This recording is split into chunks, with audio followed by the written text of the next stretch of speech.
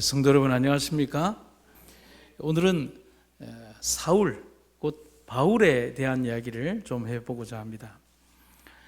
다소 사람이라고 하는 사울에 대한 기록은 본인도 그렇고 성경의 기록에도 그렇게 되어 있습니다.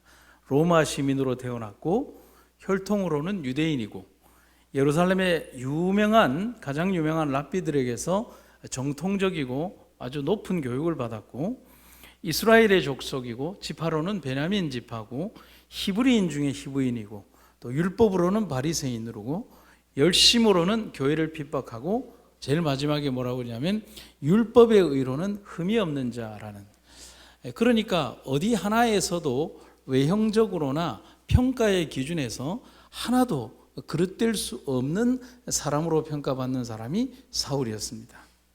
그러면 이 사울이라고 하는 사람의 모습에서 우리는 어떤 느낌을 받느냐 하면 이런 완벽한 사람에게서 감화를 받거나 혹은 은혜를 받는 것이 아니라 이런 형태의 완벽함, 또 완벽한 어떤 조건을 가지고 있었던 사람이지만 그러나 교회를 가장 많이 핍박하고 하나님을 가장 몰랐던 사람이 바로 사울이었다는 모순된 삶을 보는 것입니다. 먼저 한번 좀 생각을 해보겠습니다.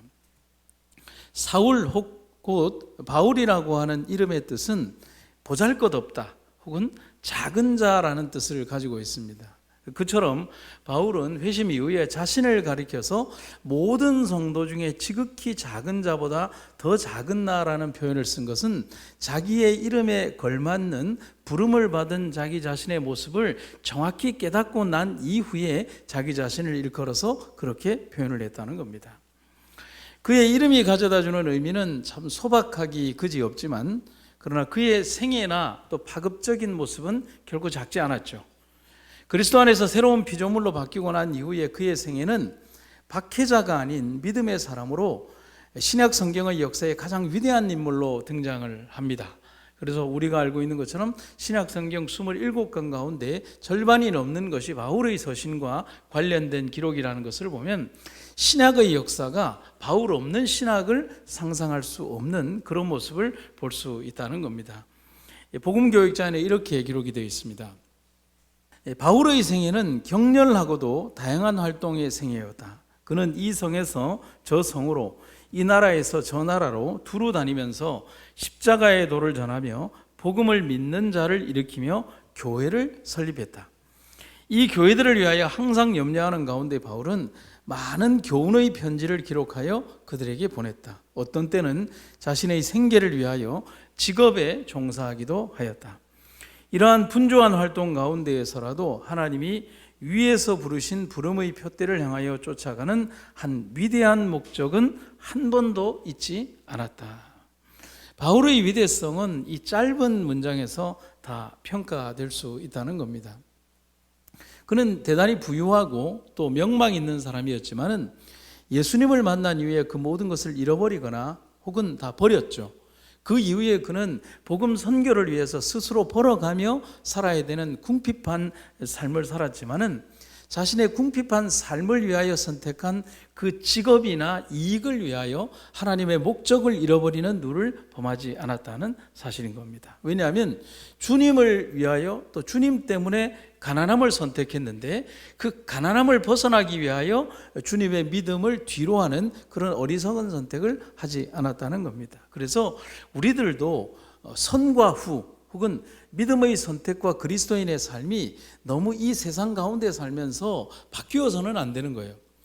주님을 믿기 위하여 세상을 버리고 이 땅에 불편한 모습으로 하나님을 믿는 그리스도인의 삶을 선택했는데 우리가 이 세상에서 오래 살다 보니까 이 세상에 사는 것이 너무 좋거나 이 세상의 재물에 대하여 내가 막 사랑합니다 이런 표현은 하지 않지만은 그것을 위하여 너무 많은 것을 이렇게 자신의 노력을 기울이다 보니 하나님의 사업이나 하나님에 대한 생각을 덜 하게 되는 우리의 모순된 삶을 우리가 볼 수 있다는 겁니다. 그래서 사울에 대한 평가는 그가 하나님을 발견하기 이전 생애에 대해서는 교회의 가장 큰 적이었다는 사실을 잊어서는 안 됩니다. 특히 사도행전 9장에서는 사울이 특별한 한 가지 목적을 가지고 다메섹을 향하여 가려고 합니다. 사울이 다메섹이 왜 가려고 했을까요? 딱 한 가지 목적이죠. 핍박이죠.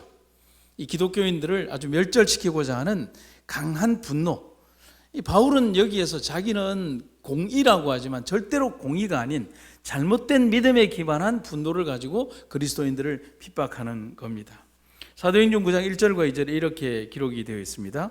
사울이 주의 제자들을 대하여 여전히 위협과 살기가 등등하여 대제사장에 가서 다메섹 여러 회당에 갈 공문을 청하니 이는 만일 그 돌을 쫓는 사람을 만나면 물론 남녀하고 결박하여 예루살렘으로 잡아오려고 함이더라. 그러니까 그의 목적은 뭐냐면 그리스도인들을 박멸하는 것이 그의 목적이었다는 거예요. 그런데 오늘 우리가 잘 알고 있는 것처럼 이 사울이, 핍박자 사울이 하나님의 사람으로 변모되는 것을 우리는 보게 되는 겁니다. 하나님은 사울보다 더 위대하신 분임을 우리는 믿어야 합니다. 왜냐하면 우리 인간적인 눈으로 본다면 쉽게 우리가 그런 얘기합니다. 그 인간은 희망이 있다 없다고요. 아마 우리가 사울을 대했다면 우리는 여기에 있는 사람 10중 8구가 다 그렇게 했을 겁니다. 다른 사람은 다 돼도 누구는 안 된다고요. 아우, 사울 저 사람은 안 된다고요. 왜냐하면 그 사람이 행하는 행동을 보라고요. 그 사람이 어디에서 선한 것이 있냐고요. 그 사람을 어떻게 우리 믿음의 사람으로 끌어들이겠냐고요. 그 사람의 손에 묻힌 피가 얼마나 많이 있냐고요. 우리 인간이 볼 수 있는 건 그거잖아요. 그런데 하나님의 시각은 이 사울 가운데 있는 그를 향한 가장 긍정적인 면, 그를 통하여 이루시고자 하는 하나님의 원대한 뜻, 신약 성경의 가장 원대한 역사를 핍박자 사울을 통하여 이루시고자 하는 하나님의 원대한 뜻, 다른 누구도 아닌 바로 가장 적의 심장부에서 가장 큰 일을 행하는 사울이라는 사람을 굳이 선택하시는 하나님의 원대한 계획을 우리 하나님은 보신다는 사실이죠. 그래서 우리는 사도행전에서 놀라운 글귀를 보게 됩니다. 싸움에서 전사한 장군은 아군에게는 손실이지만 그의 죽음으로 원수가 힘을 더 얻지는 않는다. 그러나 탁월한 사람이 반대 세력에 가담할 때에는 그의 봉사를 이룰 뿐 아니라 그가 가담한 상대편에는 결정적인 이익을 가져다 준다. 주께서는 다소 사람 사울을 다메섹 도상에서 쉽게 죽이실 수가 있었다. 그리하였다면 박해의 세력은 크게 그 힘을 잃었을 것이다. 그러나 하나님께서는 당신의 섭리로 사울의 생명을 아끼셨을 뿐만 아니라 회개시킴으로 그 용사를 적진으로부터 그리스도의 편으로 옮기셨다. 단호한 목적과 불효불굴의 용기를 가진 웅변가요 통렬한 비평가인 바울은 초대 교회가 필요로 하는 모든 자격을 구비하고 있었다. 우리는 여기에서 전술에 뛰어나신 우리 하나님, 전쟁에 능하신 하나님이라는 그 시편의 글귀를 떠올리게 됩니다. 적군의 장수를 하나 없앤다고 해서 우리 편의 사기가 좀 올라갈 수는 있겠지만 그 전쟁에서 이기지는 않는다는 거예요. 그런데 그 적장에서 가장 중요한 역할을 하는 그 사람이 우리 편이 된다면 그 사태는 달라진다는 것이죠. 그래서 우리가 전술적 물자를 다루는 이 전쟁의 방법에 있어서 혹시 후퇴하게 된다면 남겨져 있는 포탄이나 혹은 전쟁의 물자들을 꼭 어떻게 해야 합니까? 파괴해야 합니다. 왜냐하면 파괴하지 않으면 이 적군이 밀려 들어왔을 때 우리가 공격하려고 했던 이 무기를 가지고 우리가 공격을 당하기 때문에 그렇다는 사실입니다. 그런데 사울의 그 죽음이 가져다주는 효과보다는 사울을 통하여 더 큰 도구로 쓰시고자 하는 하나님의 섭리가 원대한 목적이었다는 겁니다. 아주 의기양양한 모습으로 다메섹 길을 가던 사울의 일행에게 하나님의 빛이 임합니다. 그것을 바울은 후일에 이렇게 증언을 합니다. 때가 정오가 되어 길에서 보니 하늘로서 해보다 더 밝은 빛이 나와서 비추었다. 여기에 이 빛이 어떤 빛이라고 되어 있습니까? 해보다 더 밝은 빛. 곧 이 빛은 어디에서 오는 빛이죠? 하나님의 영광의 빛이라는 사실을 알 수 있는 겁니다. 그런데 그 빛에 사울이 눈이 멀어버립니다. 그리고 땅에 엎드러져 보입니다. 죄 없으신 하나님의 의로운 빛이 그의 눈을 멀게 했고 그의 양심을 두려움으로 가득 차게 한 겁니다. 그러니까 인간 죄인이 하나님의 영광을 보고 눈이 멀어버리고 그리고 양심의 소리를 들은 이후에는 그가 도저히 서 있을 수가 없다는 거죠. 근데 보지 않으려고 애쓰는 그에게 예수님은 음성으로 부르시는 거예요. 그런데 여러분 그거 아십니까?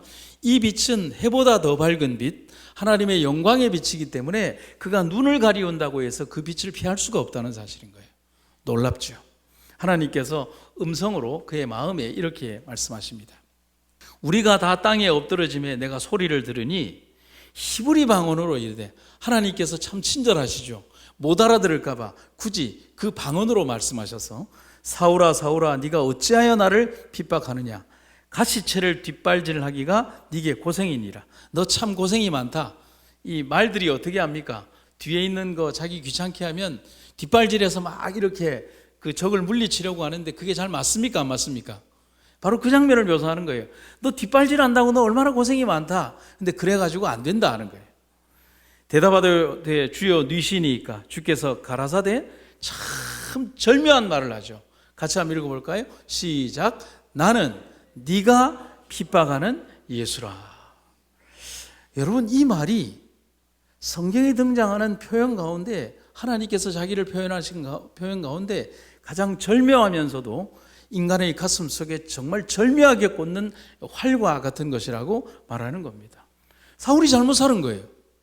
너는 나를 위하여, 하나님을 위하여 산다고 했지만 네가 핍박하는 예수인 네가 부정하는 예수가 바로 너에게 말한다는 겁니다. 함께 있는 모든 자들 가운데 희한하게도 바울만이 영광스러운 빛 가운데 계신 예수님의 음성을 들은 겁니다. 그리고 그는 그에게 말씀하시는 분의 음성을 정확하게 들을 수가 있었습니다. 이렇게요. 공포에 사로잡히고 강렬한 빛으로 거의 눈이 먼 사울의 동료들은 어떤 음성은 들었으나 아무 사람도 보지 못했다. 그러나 사울은 들은 말을 깨달았으며 그에게 말씀하신 분, 곧 하나님의 아들이 그에게 분명하게 어떻게 했다? 나타났다. 사울은 그의 앞에 서신 영광스러우신 분에게서 십자가에 못 박히신 그분을 보았다. 그 상처받은 유대인의 영혼 위에 구주의 얼굴 모습이 영원히 인각되었다. 그분의 말씀은 놀라운 힘으로 그의 마음을 찔렀다. 그의 어두운 마음 구석에 큰 빛이 비쳐 들어와 과거 생애의 무지와 과오, 그리고 현재 성령의 교화하심의 필요를 깨닫게 되었다. 사울이 단순히 그리스도 그분을 보았다는 것도 중요하지만 더 중요한 것은 그가 이 장면을 통하여 자신 스스로의 죄악된 모습을 보게 되었다는 겁니다. 우린 여기에서 한 가지 믿음의 방정식을 보는 거죠. 우리가 진실과 믿음의 눈으로 예수님을 본다면 오늘 우리의 죄되고 더러운 모습을 볼 수 있어야 한다는 것입니다. 예수님을 바라보았는데 내가 여전히 의롭다면 우리는 괘씸하기 이전에 사울처럼 의로운 사람으로 죄된 모습 그대로 남는 거예요.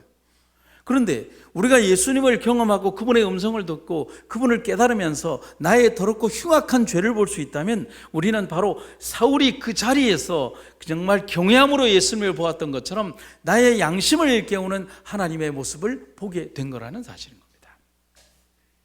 이제 사울은 예수를 따르는 사람들을 박해함으로 실로 자기가 사단의 일을 하고 있었다는 사실을 깨달았다. 여러분, 이거 너무 충격 아닐까요? 지금 자기는 지금까지 누구를 위해 일했다고 생각하는 거예요? 사단의 무리를 쳐 없애는 일을 했다고 생각했어요. 적어도 피를 묻히기는 했지만 하나님을 위하여 일한다고 생각했어요. 적어도 내가 하는 일은 의롭다라는 그런 확신 속에서 그렇게 했어요. 방법은 어떨지 모르지만.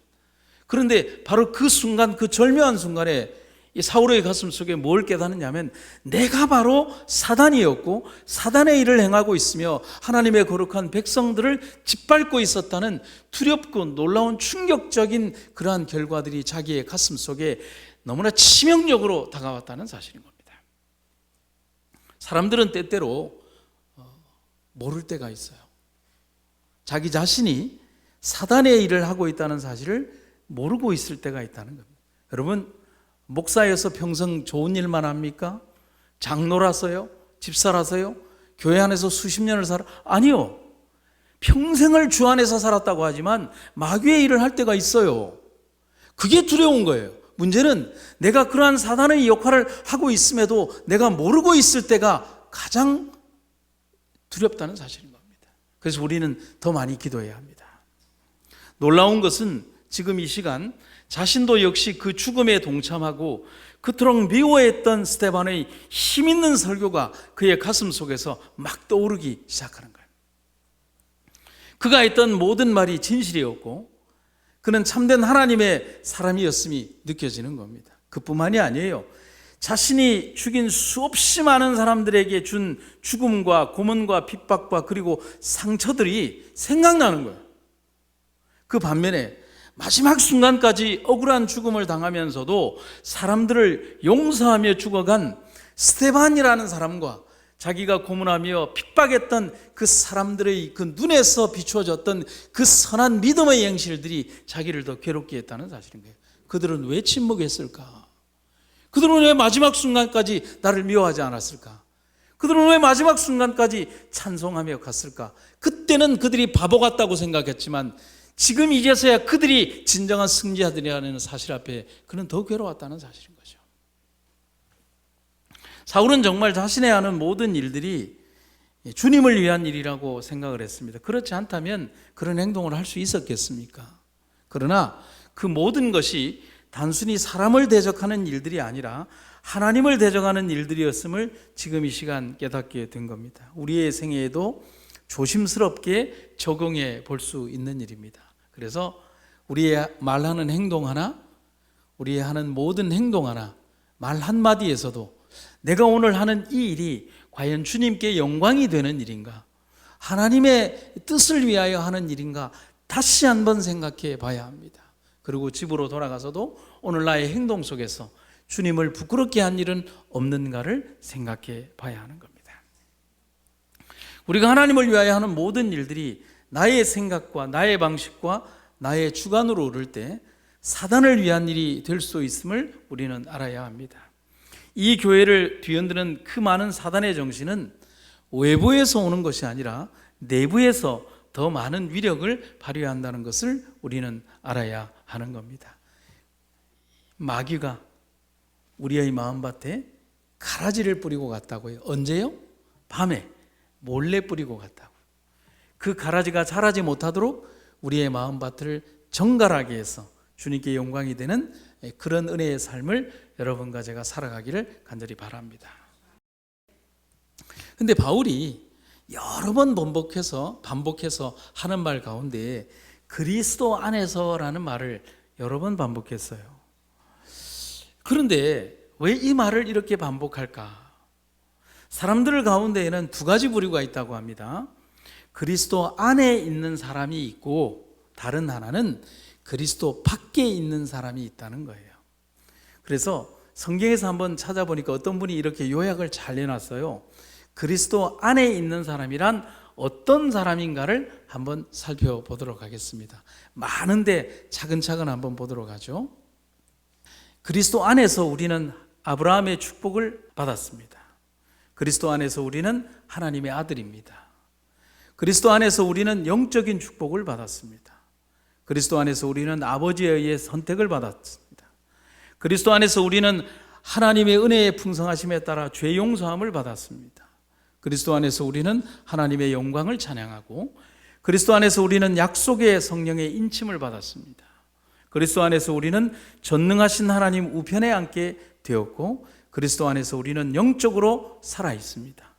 그리스도 안에서 우리는 하나님의 목적에 따르게 됩니다. 그리스도 안에서 우리는 담대함과 당당히 나아가게 됩니다. 그리스도 안에서 우리는 하나님 가족의 일원이 되고 그리스도 안에서 우리는 하나님의 풍성하심을 얻습니다. 그리스도 안에서 우리는 위에서 부르시는 부르심을 듣고 그리스도 안에서 우리는 모든 일을 할 수 있습니다. 그리스도 안에서 우리는 완전합니다.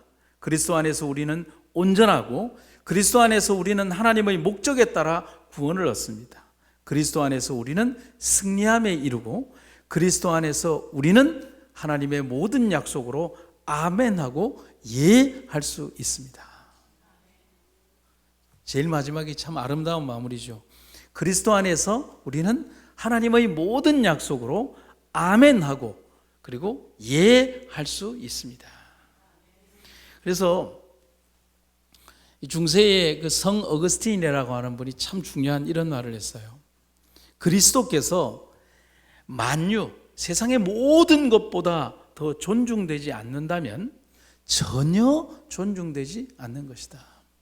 우리 삶의 가장 위대한 분이 그리스도가 되어야 하고, 우리 삶의 최고의 선택이 주님이 되어야 하며, 처음의 선택이 주님이 되어야 하며, 우리 삶의 최고가 주님이 되어야 하며, 우리 인생의 마지막도 주님이 되어야 한다는 겁니다.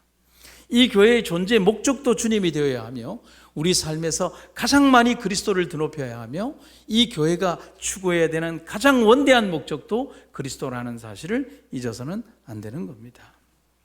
여러분, 회개는 한순간의 경험이죠. 그러나 그리스도 안에 거하는 경험은 매일의 삶이 되어야 하는 겁니다.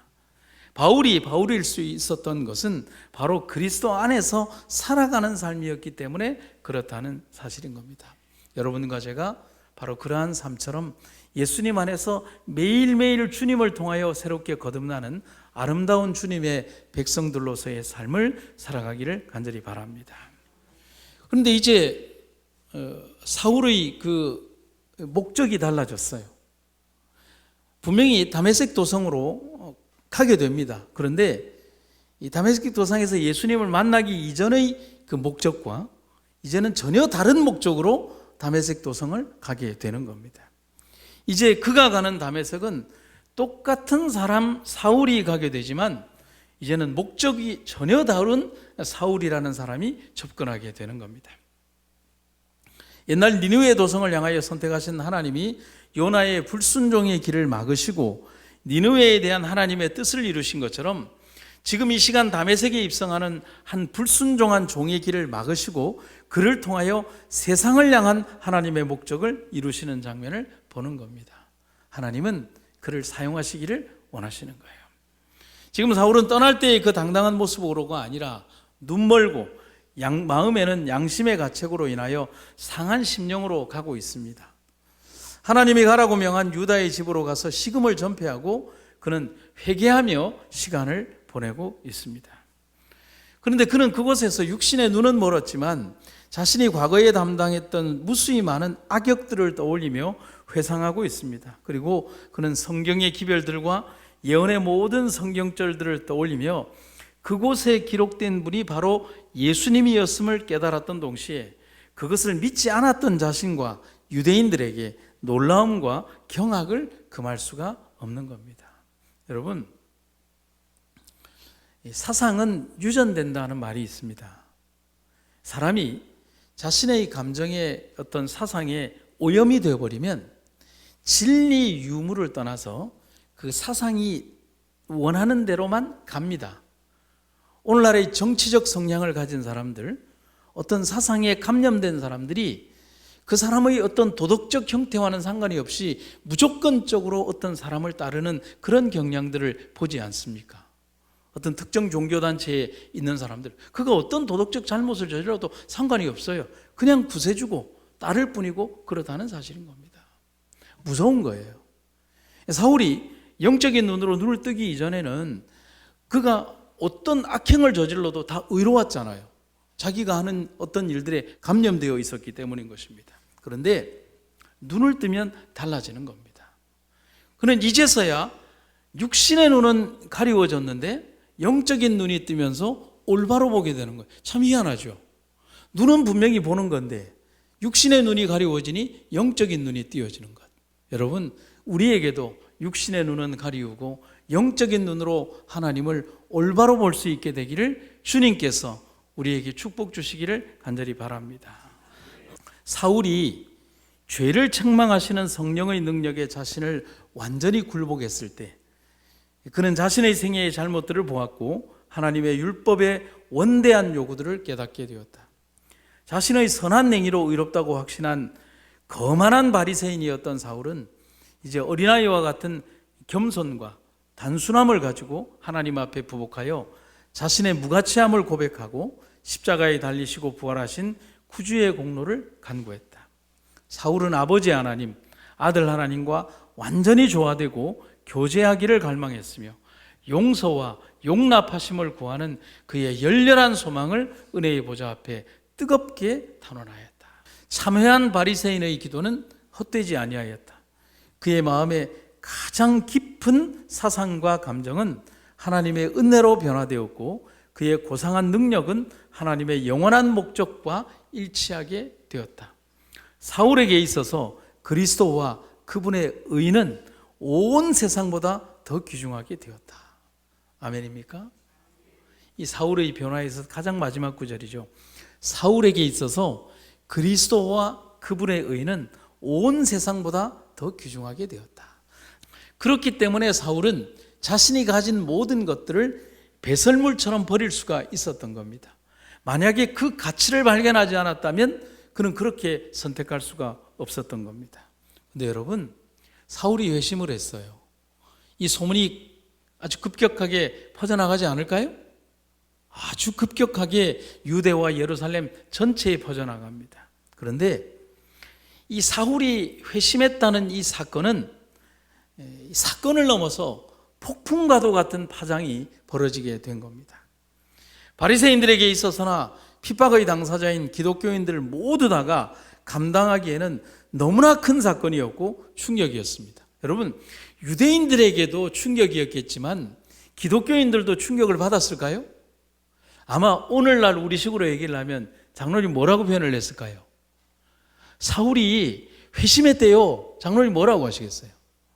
아이고, 이걸 믿어야 하나, 이걸 말아야 하나, 그 말 하시겠어요, 안 하시겠어요? 그게 진짜래요? 아이고, 사울이요? 아이고, 그걸 어떻게 믿는데요? 그 나중에 장면을 보면 사울이 회심했지만 사람들이 와서 믿었어요, 안 믿었어요? 이렇게 쿡쿡함 찔러보듯이 이게 진짜인가 가짜인가 하고 계속 이렇게 간을 보는 장면이 성경에 보이지 않습니까? 그런데 분명한 것은 사울이 변했다는 사실입니다. 진정한 하나님의 사람으로 바뀐 겁니다. 이것이 하나님의 섭리입니다. 사울의 변화가 가져다주는 의미는 그 자체만으로 큰 사건이지만 이 사건 속에서 우리는 죄인을 다루시는 하나님의 용서와 참된 사랑을 볼 수 있다는 겁니다. 사람의 생각으로는 안 돼요. 그건 절대로 할 수 없어요. 어떻게 그거 하는 거예요? 될 수가 없는 거예요. 그러나 하나님의 생각과 뜻과 용서에는 되는 거예요. 70번씩 7번이라고 하는 것은 사람의 방법으로는 절대로 안 돼요. 70번씩 7번요. 3번도 안 돼요. 그렇지 않나요? 여러분 한 7번씩 용서해 보셨어요? 택도 아닌 소리죠. 7번이 아니라 4번만 가도 그냥 너하고 나는 끝입니다. 그런데 70번씩 7번은 어떻게 되는 거예요? 예수님의 가슴 안에 있는 용서예요. 예수님께서 인간에게 대하여 하는 용서가 70번씩 7번인 거예요. 하나님의 측면에서 사울은 인간의 측면으로는 용서받을 수 없고 기회가 없는 존재였지만 십자가의 사랑을 가진 주님에게서는 그를 통하여 이루시고자 하는 하나님의 섭리가 그에게 또 다른 용서와 회개를 받으신다는 사실인 거예요. 하나님은 아나니아라는 제자에게 믿을 수 없는 명령을 하십니다. 아나니아가 대답하되 주여 이 사람에 대하여 내가 여러 사람에게 듣사온즉 그가 예루살렘에서 주의 성도에게 적지 않은 해를 끼쳤다 하더이다. 여기서도 주의 이름을 부르는 모든 자를 결박한 권세를 대제사장들에게 받았습니다. 그 목적을 가지고 여기에 왔습니다. 하거늘 주께서 가라사대 가라. 이 사람은 내 이름을 이방인과 임금들과 이스라엘 자손들 앞에 전하기 위하여 택한 나의 뭐다? 나의 그릇이다. 제가 만약에 여기 아나니아라고 하면 아이고 이게 무슨 말입니까? 라고 하겠습니다. 하나님께서 나는 이 그릇을 통하여 이를 이루겠다. 무지한 죄과와 편견 가운데에서 사울이 그가 핍박하던 그리스도에게서 계시를 받았을 때 그는 세상의 빛인 교회와 직접 교통하도록 조치되었다. 이 경우에 있어서 아나니아는 그리스도를 대표하며 또한 그분의 대리자로 임명을 받은 지상의 그리스도의 목사들을 대표한다. 아나니아는 그리스도의 대리자로서 사울의 눈을 만졌다. 그는 그리스도의 대리자로서 손을 사울에게 얹었다.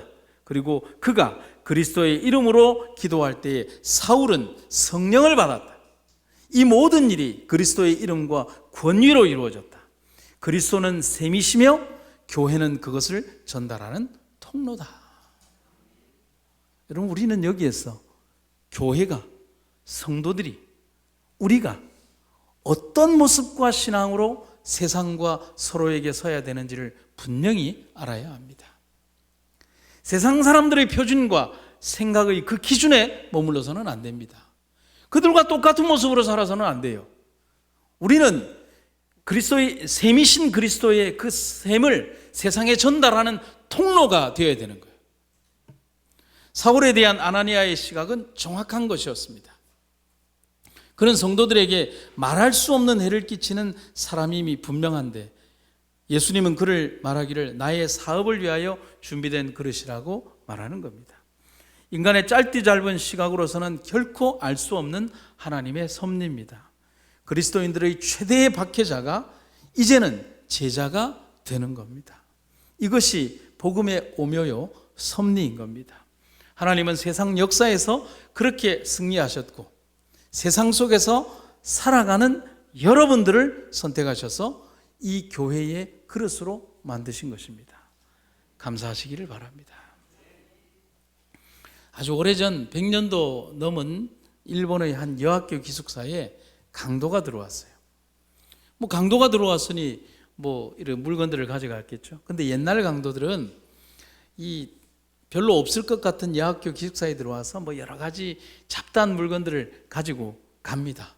조금이라도 돈 될 만한 거는 가지고 가는 그런 시대였죠.